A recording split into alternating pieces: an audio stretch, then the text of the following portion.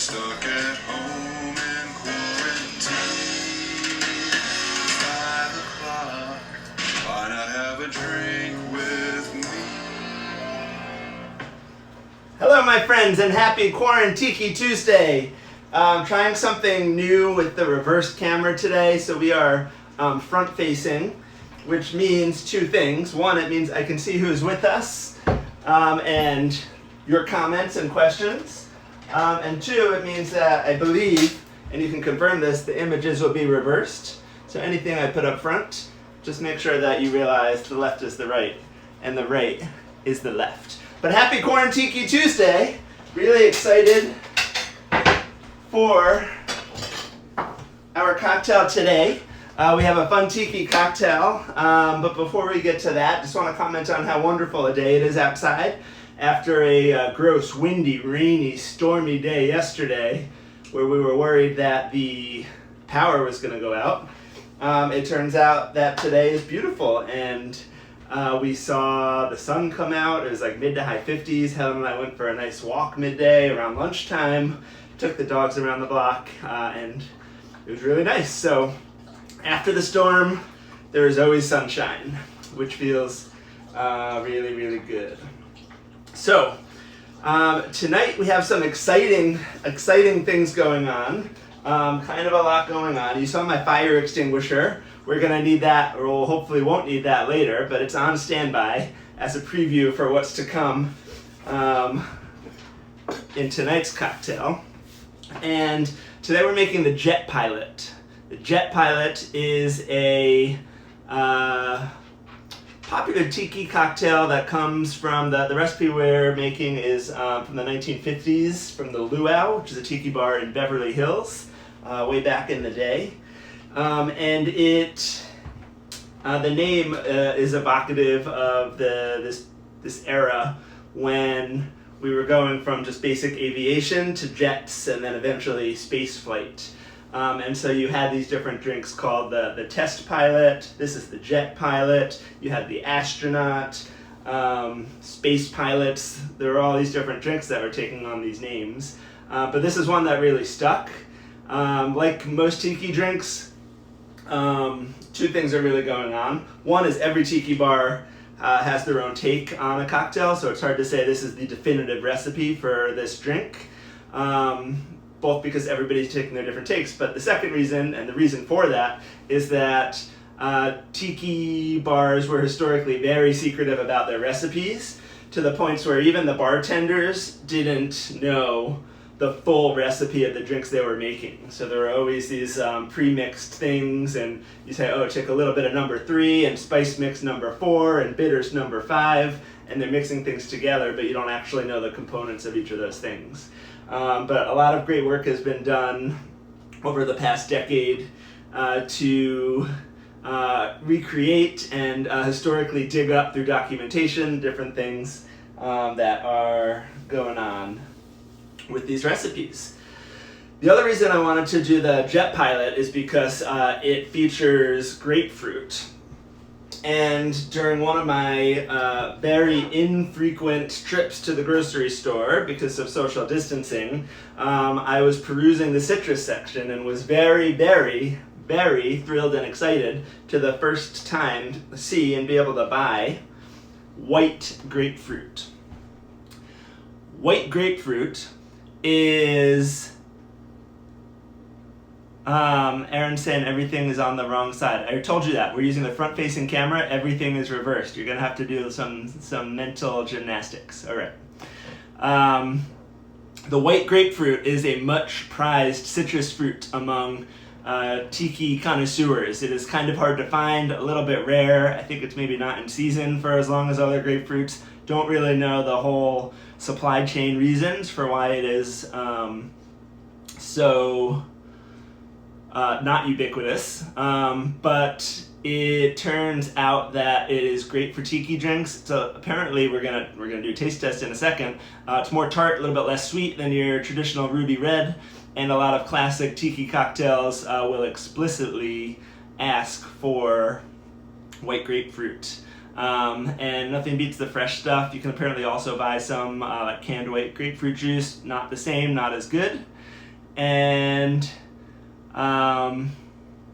sorry, Aaron, I'm clearly just behind and catching up on my comments. It's my first time doing this front-facing camera thing, but we'll get there.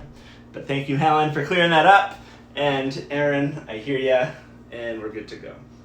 All right, so we're gonna need some, let's do a really quick grapefruit tasting. I think, I don't know the best way to like juice this is gonna be, but let's cut it in half. You've got this nice white grapefruit, as per its name. And I'm just gonna grab one of these guys and just see how it tastes. I'm a big grapefruit fan. I don't get it all the time, but I really love just like getting a nice ruby red, eating it in the morning with my spoon. All right.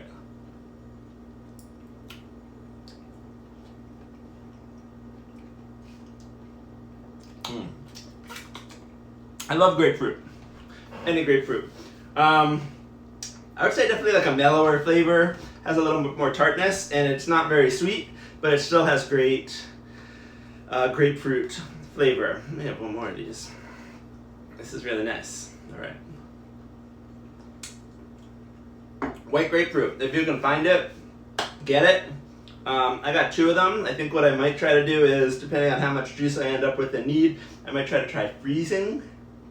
I might try to start freezing some of the juice so that I can use it in the future. Apparently it preserves pretty well in frozen form.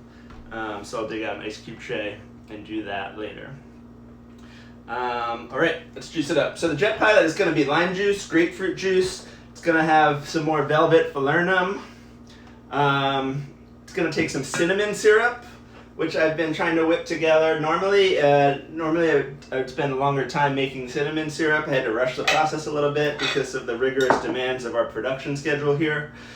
But I was able to leverage our sous vide machine in order to try to speed up the cinnamon extraction process. So we'll see how it goes. It might just end up being less cinnamony than I want it.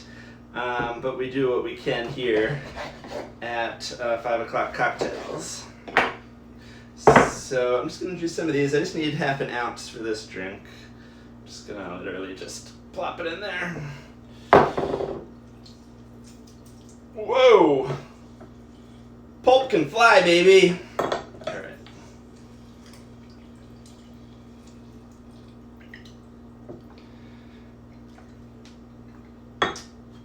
Very nice. Not as good when you already take out all the juice. Let's do the other half here.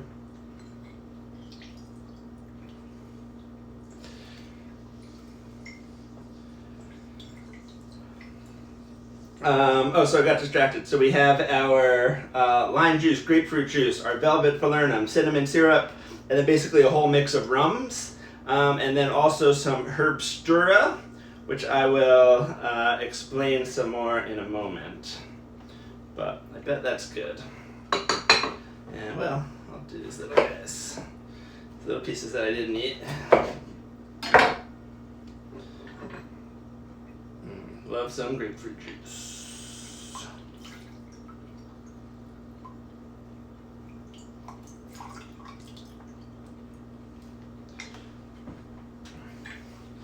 All right, now separately, I am going to cut up one of my limes.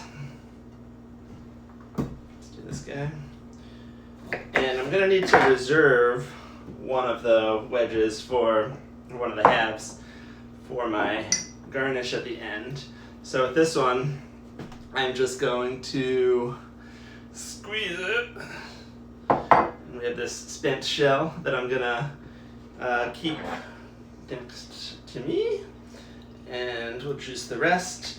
We're gonna need half an ounce of this, so it's equal parts with the grapefruit and the lime juice to give you a sense of how the citrus makeup is gonna be in this cocktail. Very nice.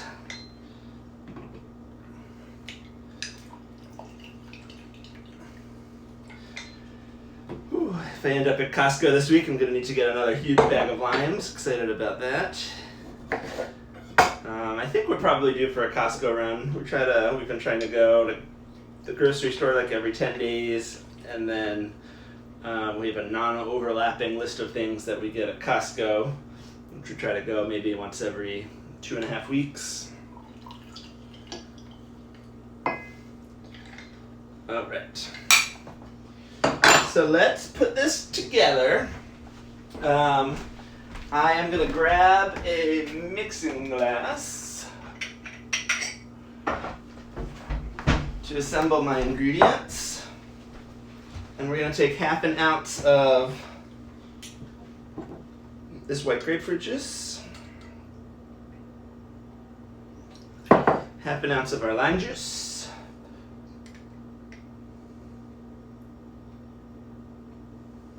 now we're going to take 1/2 ounce of our cinnamon syrup.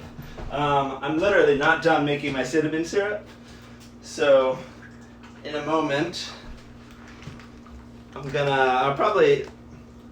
think what I'm going to do is I'm going to baste out a sample of how much that I need. It's cinnamony. And then, whoa, this is going to be messy. All right. And then I'm just going to keep that going in the hot water for another hour or so. That's just a 2-to-1. 2-to-1 or 4-to-1 sugar to water, and then a bunch of cinnamon sticks that are halved that I've just been soaking in my sous vide, the hot water. All right, we've got lemon juice, lime juice, we've got cinnamon syrup. So far I smell the grapefruit as the strongest flavor. Now I'm going to take my Velvet Falernum. Remember, this is that liqueur made from limes, along with some like ginger, some cloves, maybe some almonds. Are there almonds in here? Yeah, almonds, cloves, in a Barbados rum. So this is also going to be 1/2 ounce of the Velvet Falernum. It's going to bring some sweetness to us too. So we've got sweetness from the liqueur and from the cinnamon syrup, and then we've got the sour from our citrus, the limes, and the grapefruit juice. And now it's time for some rums. One of the defining characteristics, I would say, of a lot of tiki drinks is intentionally blending different types of rums and including different rums in your drink in order to get different characteristics. And we're going to be using 3 rums today. First is, and our most predominant rum is going to be our black blended rum. We're going to be using this Myers rum. It's a Jamaican rum. Now, black rum is called such because of its like deep dark flavor, dark color, and the reason it gets its color isn't from aging in a barrel like other finer rums, but rather the color comes from addition of molasses and other sugar late in the process at the end. So you get a darker color from the black rum than you're able to from any other just a natural process without the additives on.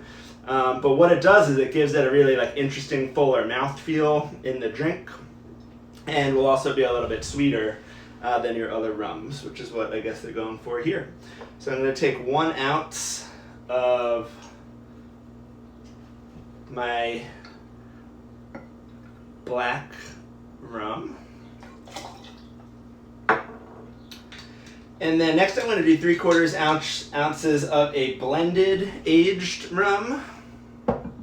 For this I'm going to be using the Diplomatico. Very nice rum. This is like a medium priced rum. I think a bottle of this is like about $30. And I think it's good. I use it in my Mai Tais a lot. 3/4 ounce of this. This recipe is very close to its better known cousin, the Zombie, which also features the cinnamon syrup, the different rums, the lime juice, the grapefruit juice, just in slightly different proportions. The Zombie is really, I mean, this is you'd say a classic tiki cocktail. The Zombie is one of the like 8 essential tiki drinks. There's sort of like the big 8 that are the, again, the most essential tiki drinks that you can have, the Zombies there. This isn't quite in that classification, but this is very popular. People know it all the time. r/tiki, people are posting them all the time. So definitely something that a lot of people know about and are making all the time. Our last rum is going to be a black overproof rum. So still in the category of black rums, but this with, like it says, overproof. So this is 151 proof. So this is definitely going to give us some extra kick. This is the Gosling's Black Seal 151. We're also going to use 3/4 of an ounce of this. So in all, we have 2.5 ounces of rum, 3/4 of an ounce of which is our overproof rum, which is probably the equivalent of, in terms of ABV, the amount of alcohol that you're getting is twice as much. So, approaching 4 ounces of rum. And in fact, one of the reasons the Zombie got its popularity was that they used to print on the tiki menus limit 2 per person, and of course that just made it all the more desirable and mysterious. Let's take a quick look at our comments here. Helen says this appears to be the most dangerous cocktail. I think that might be the case, at least so far. Zach has joined us. Hey Zach, Mom's here. Happy birthday again, Mom, from last night. We have Emily in the chat. Good to see you, Emily. Now the last ingredient, we have our lime, we have our grapefruit juice, we have our 3 types of rum, we have our velvet falernum, we have our cinnamon syrup. The last thing we're going to do is put a dash of Herbstura, which is in itself a combination of Herb Saint and Angostura bitters, 50-50. Now, Herb Saint, I didn't have a bottle of it. That's basically what we were drinking here in the States while absinthe was illegal and impossible to find. It has that strong anise flavor. I've since gotten a bottle of absinthe, and so I'm subbing that in instead of the Herb Saint. And instead of the Angostura, I made my Herbstura with beard bitters, my own homemade aromatic bitters. So I basically just combined a 50-50 mixture there and put it in this little eyedropper. And now you need to add 1 dash of this, which is tricky. It's hard to measure. What is a dash? How big or how voluminous is a dash? How much do you put in? What's even harder is when you're using an eyedropper instead of a dasher top. Even I've seen people do studies and try to figure out how much is in a dash of Angostura. A couple things I've learned. 1, the dasher cap that comes in a bottle, not consistent from year to year. In production, they change it. Number 2, different size bottles have different rates of dashing. So you can't even say, all right, I get these 2 bottles side by side, they're going to be the same. They're not. They're all different. Third thing, the level of volume that you have in your bottle is going to affect how much it comes out when you dash it. So again, really hard to really quantify. You got to get a feel for it. I'm just going to try to get... The risk here isn't so much the bitters, but it is the absinthe in here, because that'll give a really strong anise flavor, and I don't want that to overpower everything else. But I also don't want to be a wimp about it, you know what I'm saying? So I'm going to take that much and pour it in there, and then maybe even just another drop. Okay, there we go. So we have our ingredients. We have our lime juice, we have our grapefruit juice, we have our velvet falernum, we have our cinnamon syrup, we have our 3 different types of rums, and we have our Herbstura. And now we are going to get ready to shake and serve this. And in order to do that, I'm going to need some ice. And so just as I did last week, I'm going to use a couple of full cubes, but then I also want to crush some ice. So I'm going to once again use my Lewis bag, fill in the ice in here. 1, 2, 3, 4, I feel like 5 is usually good for these pint glasses. 5 crushed cubes and then 2 full cubes. Rub it over, rub it over. Take my hammer, and let's do it on the here, and you don't want to pulverize it. You just want to break it up and get a good crack. All right, I'm going to fold this over and pour her in.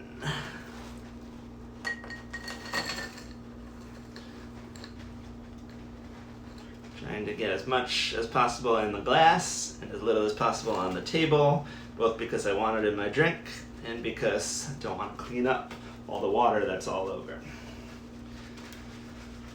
All right.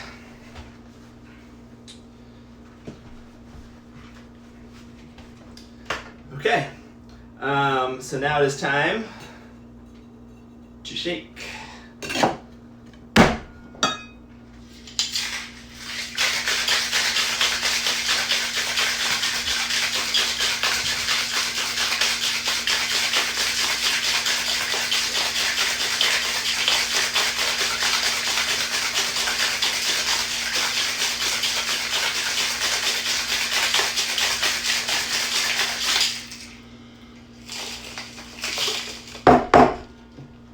Shout out to my nephew Quinn. Apparently my sister Erin was watching one of these videos and he was nearby and saw me shaking, and he was really into doing the shaking motion too, so excited about that. Okay, I'm going to be using this beautiful rum barrel mug that I got at False Idol, great tiki bar in San Diego. And we're gonna go right inside.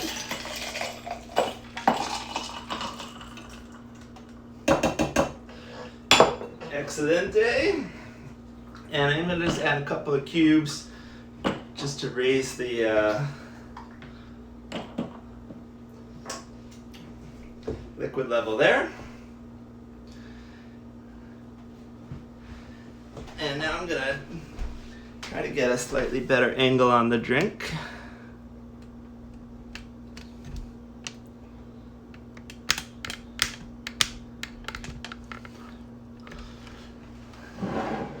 All right, so here we just have a nice foamy drink in our mug. It's a nice stage in there. So now I'm gonna take this half lime wedge, and I'm also gonna take a brown sugar cube. I'm gonna put it into the lime wedge, like so. Now what I'm going to do is I'm going to take some pure lemon extract that came in from Amazon the other day. Food safe. And I'm going to pour some on the sugar cube.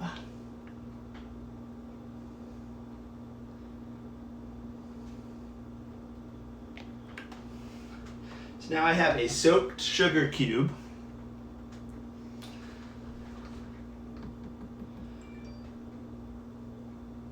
Right here. Not totally sure how much to use. And now I'm going to put that right on my drink so it floats.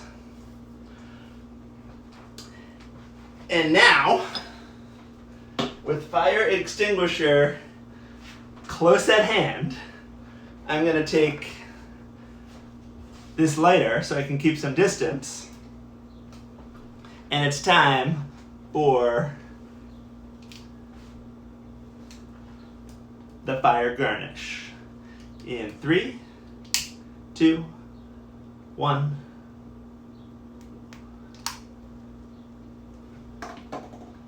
Oh yeah.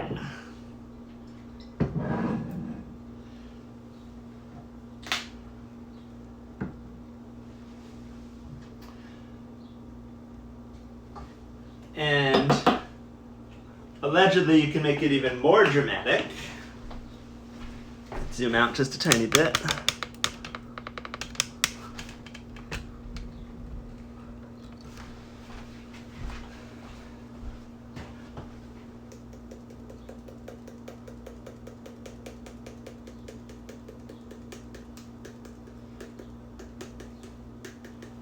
Woo! Oh, there we go.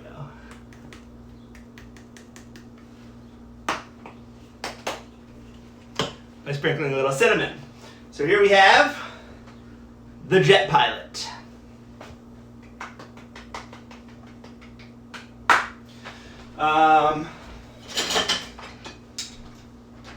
Sometimes a little, I don't know if any of you have been at a tiki bar where you've got a drink that has a flaming garnish on it. It can sometimes be a little bit awkward knowing, like, do I put it out? Where do I put it? What do I do? I'm just going to take some tongs and throw it into this glass. And we should be good to go. All right, got a little bit of extra cinnamon there from the fire extravaganza. I'm gonna grab a straw.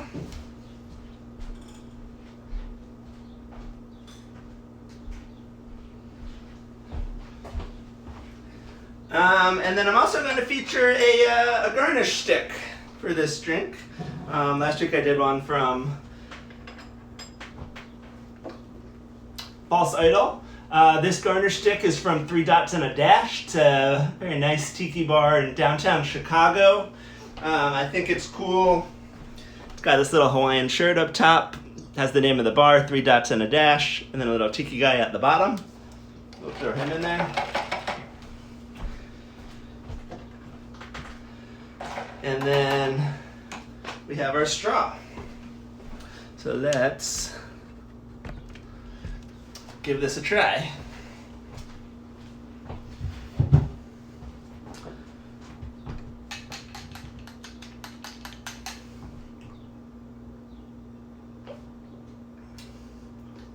Mmm. That's good. It's rummy. It has some kick. You get the sourness from the citrus, but this is definitely a more rum-forward drink, where the rums are really there front and center. I'm not getting a lot of the absinthe flavor, which I think is good. It's hard to say how my cinnamon syrup did, because I also have cinnamon like all over the glass from the pouring it on the fire, so I don't know about that, but overall, a very good drink, a nice strong drink for Corn Tiki Tuesday. And my dad just joined. Hey, Dad. And quite nice.